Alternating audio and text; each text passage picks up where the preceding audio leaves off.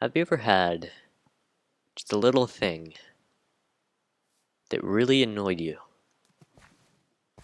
Like, you knew it wasn't that bad, and that you could fix it any second, but every time it came up, you just... ugh. Anyways, I'm gonna fix this river real quick, because that's how I feel about it right now. Pretty quick fix. Is that better? Yeah, it's better for now. Okay, so, welcome to episode 2. First thing you'll notice it's different is, well, we'll get to that later, is the new number in the top right corner of the screen. So, I now have a year tracker, I guess is what I'll call it. So basically it shows what sort of time period I'm aiming for with the build style, or at least general organization of the place.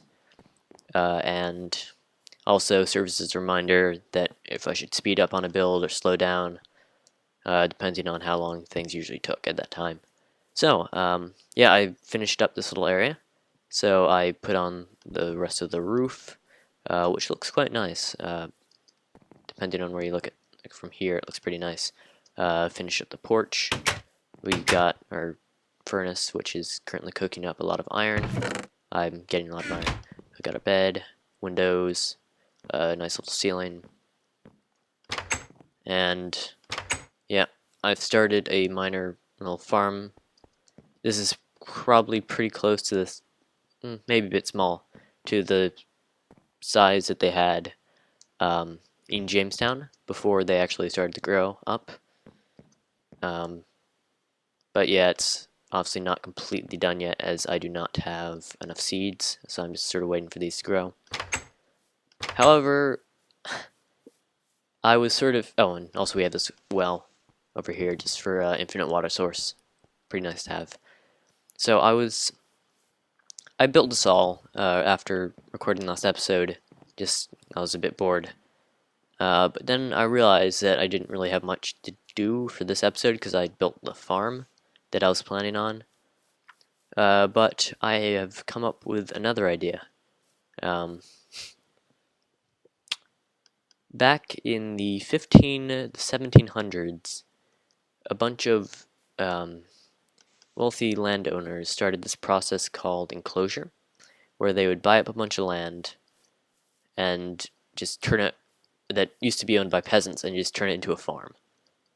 And that really helped. It was one of the things that actually led to the Industrial Revolution, because it, first of all, it increased food output considerably, because it was just a bunch of land that used to be used for various things, and they just turned it all into farms. But also, it did put a lot of farmers out of jobs and made them move towards cities. Yep, so that really led to the Industrial Revolution in its own way. Can I fill this in? Yeah. So, I'm thinking of using a similar approach to my farms. So I haven't quite decided where yet, but I'm thinking today I will start building the green district. The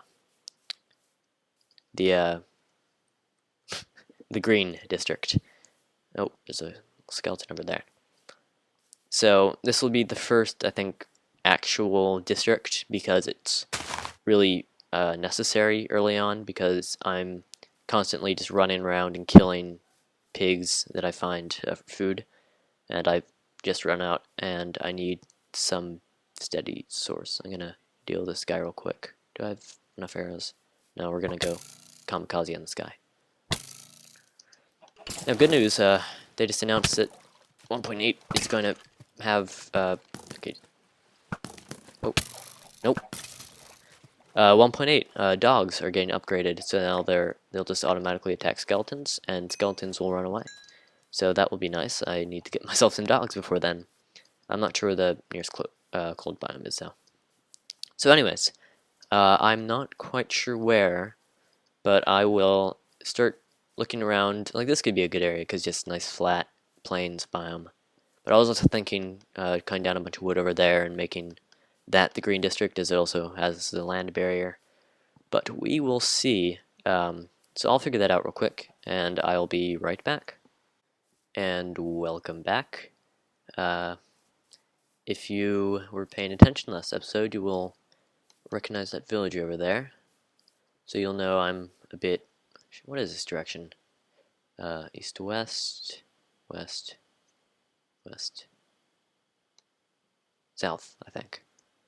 North. I'm not good at directions. Anyways, so I'm a bit north of my base right now, and so welcome to the Green District.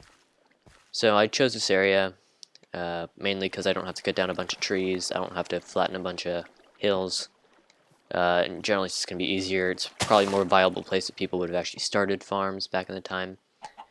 But that does not mean that this place I won't still have to terraform to a mildly ridiculous extent. So first thing I want to do is get rid of all this grass, because I hate grass. It's just the most annoying block in the game, especially when it's in these enormous quantities. So luckily I have a water bucket, so it won't take as long as it might normally. So my plans for this place is we're going to start at these water sources, which are based every 20 blocks or so. It's random. So yeah, you got these ones, you got those two. I'm not sure if there's more over here, but there might be.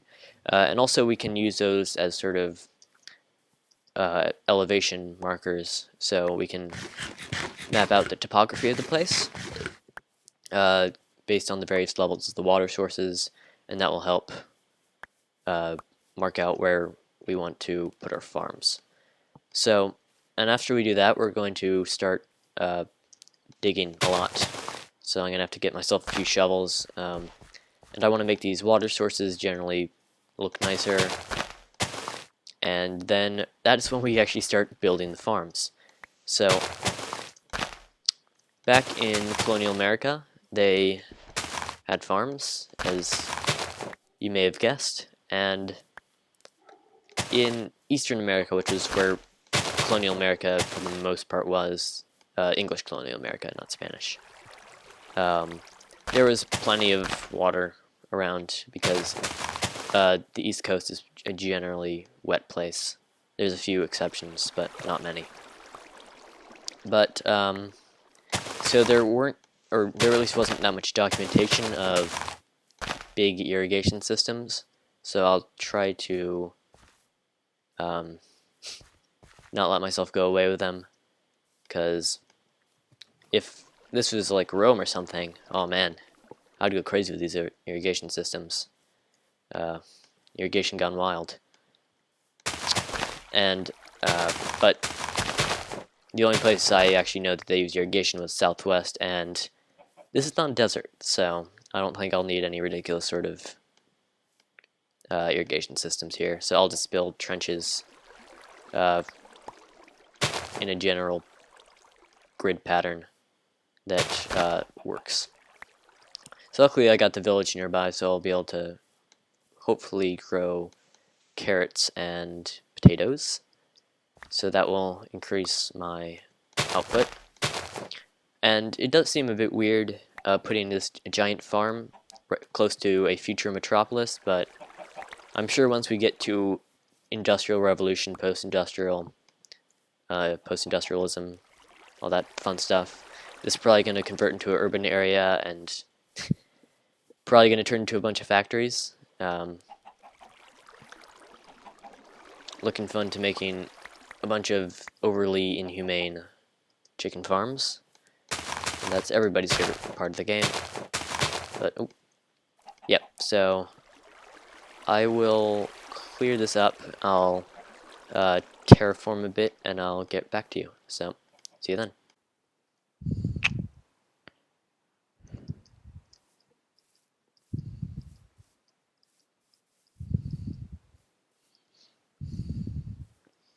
Three, two, one, go. And we are back.